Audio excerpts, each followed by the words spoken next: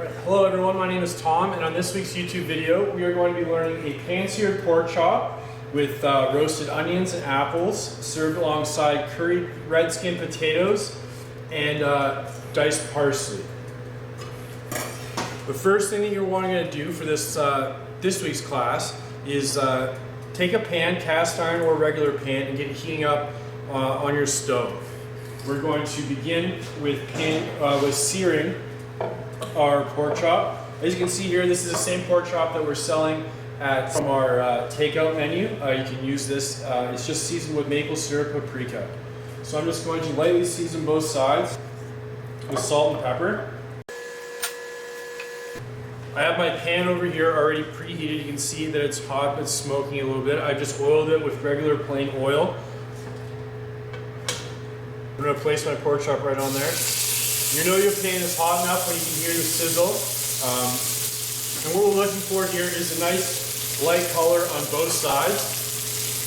With your tongs, you can just lift it up gently, checking the seeds. You're not looking for a lot of color, but to see that there is a light brown color on both sides.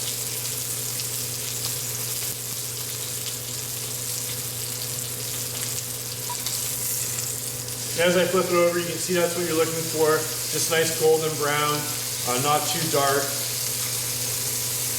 Once both sides are seared, I'm just going to take it off the pan and put it onto a plate. We're going to keep this pan and we're going to use it to roast our garlic, onions, and apples in. Like that, you can see both sides are evenly browned. So I'm just going to take it off the pan and move it to the side. Next, I'm going to begin by cutting my onions. I have two onions here. There's our large white onions. You don't have to use a whole onion if you wouldn't like. I'm going to use half an onion here and just thinly julienne it.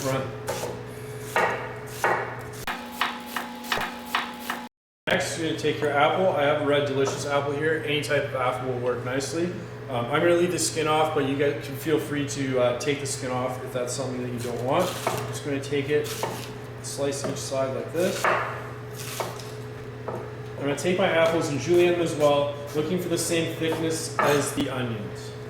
You can make it chunkier if you like apples, or thicker style apple with your pork chop, but I'm going to go with a similar size as the onions that I sliced. Next, I'm going to take 3 heads of or cloves of garlic and just lightly chop them up to add them with my apples and onions. I'm just going to flatten them with my knife and then run my knife through them like this. Now I'm going to add the garlic, onions, and apples back into the same pan as I seared my pork chop in. Doing this will allow us to get the flavor from the pork, also saving you dishes that will cook our pork chop in just one pan, which is nice as well. You're not looking to get any deep color on your apples or onions and garlic. You're just looking to saute them until they become softer and the onions are more translucent. This will, when we put our pork chop and cook it in the oven with this, the onions and garlic and apples will add aromatics to your dish, as well as lend flavor to the pork chop. Once you see your apples and onions have started to soften and the onions more translucent, you can add your pork chop, placing it right on top of the apples and onions. You don't want to place it right on the bare pan. Doing this will allow good space so the pork chop cooks quickly and also evenly. Once your pork chop is in, we're going to add just a little bit of chicken stock to the bottom. This will also help the cooking process by lending some steam and allowing it to cook a little faster. You can use any stock you like. I have a little bit of chicken stock here. You can use vegetable stock or just white wine as well. So I'm putting just enough to cover the bottom of the pan. And now I'm going to take my pan and put it into the oven at 350 degrees. And leave that for about 10 to 15 minutes, checking it to make sure that it's cooked or not overcooked enough. All right, next we're going to move on to the curried red skin potatoes with herbs. So again, we're going to get a pan ready and hot. Just the regular canola oil. What I have here is just already pre-cooked red skin potatoes. I just boiled them in a pot for about 17 minutes. You want them so they're still firm, but not too mushy. And so I have, these are my pre-cooked potatoes. I'm just going to slice them in half like this.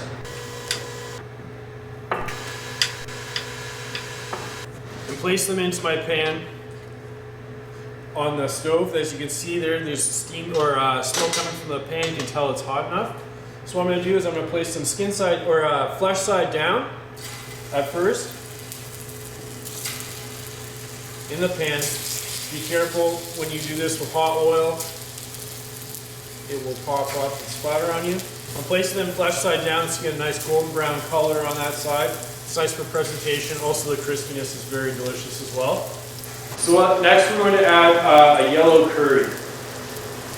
And when we put this into a hot pan with the oil, it's going to bloom and give that curry flavor and smell. That's what you're looking for when you're blooming this spice. So roughly a tablespoon of yellow curry, salt and pepper. And as you add it into the hot pan, you can immediately tell and smell that the curry is blooming. You'll get that very aromatic smell. So after about a minute or two, you can flip your potatoes over. As you can see, there is a nice golden brown crust on them. That's what you're looking. We're going to flip them over to the other side. And once this is achieved, we're going to put it in the same oven as you have your pork at 350 degrees for about 5 to 6 minutes. Alright, so now it's been about 10 to 12 minutes, and we've checked our potatoes and checked our pork, making sure it's at an internal temperature of 145 degrees, and it is complete. So we're going to pull it out of the oven now. So our potatoes are cooked. At the end, we're just going to add a handful of chopped parsley. We just have parsley here. We're just going to run our knives over it roughly and add it in. It adds nice flavor and also color to your potatoes. Let's toss it right in. Go add our salt and pepper. We're going to take that off the pan and go grab our pork.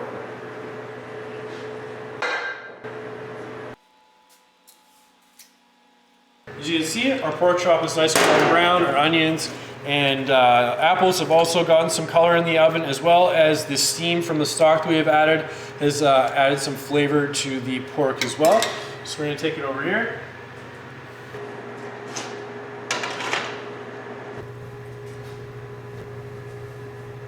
And take our pork. And I'm just going to plate this dish up for you now.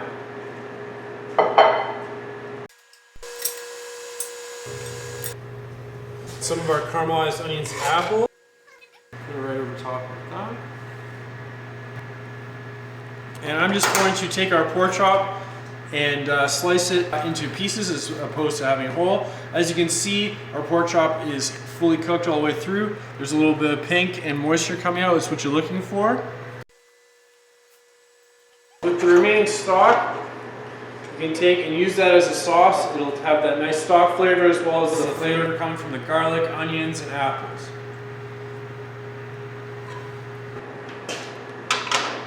And that is our roast pork chop dish for this week. I hope you enjoy making it at home, and we will see you next week.